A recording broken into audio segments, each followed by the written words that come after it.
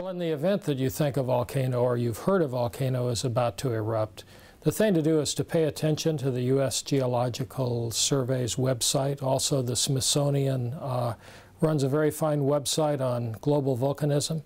And these websites can basically give you up-to-date information on the progress toward an eruption and events that have happened after an eruption occurred.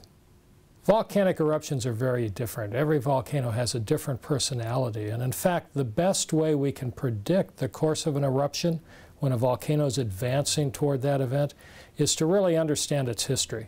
And so for that reason, we put a lot of effort into mapping the geology and deconvoluting the geologic record for a volcano so we know its personality. In fact, no volcanic eruption is truly remote anymore. Explosive eruptions in particular can affect people on the other side of the planet. We've already seen how the recent eruption in Iceland has affected air traffic in Europe, and that in turn has made impacts on air traffic in the United States. In addition, volcanic eruptions are known to influence climate. The eruption of Tambora in 1816 produced a year without summer in North America, caused crop failures. The price of wheat rose to $2.52 a bushel in 1816, an extraordinary price for the time.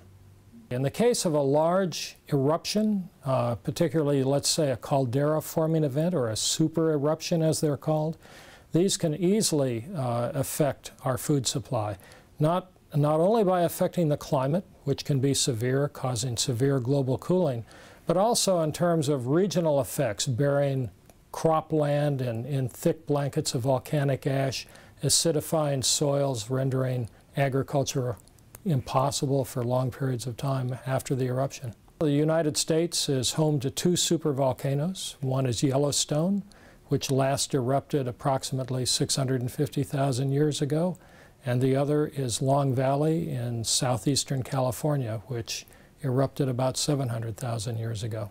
Since that was so long ago, do we have any reason for any concern?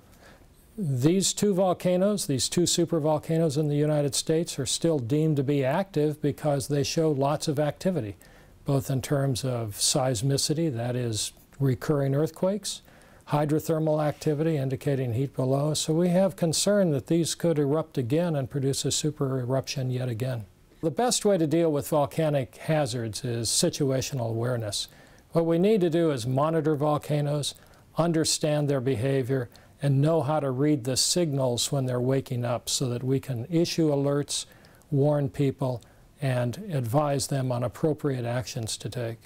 The United States currently monitors approximately 50 of 169 active volcanoes. Monitoring is done under the auspices of the U.S. Geological Survey, and it involves participation by several universities, including University of Alaska, University of Washington, Hawaii, Utah, and Southern Methodist University. SMU is currently working with the United States Geological Survey in the Marianas.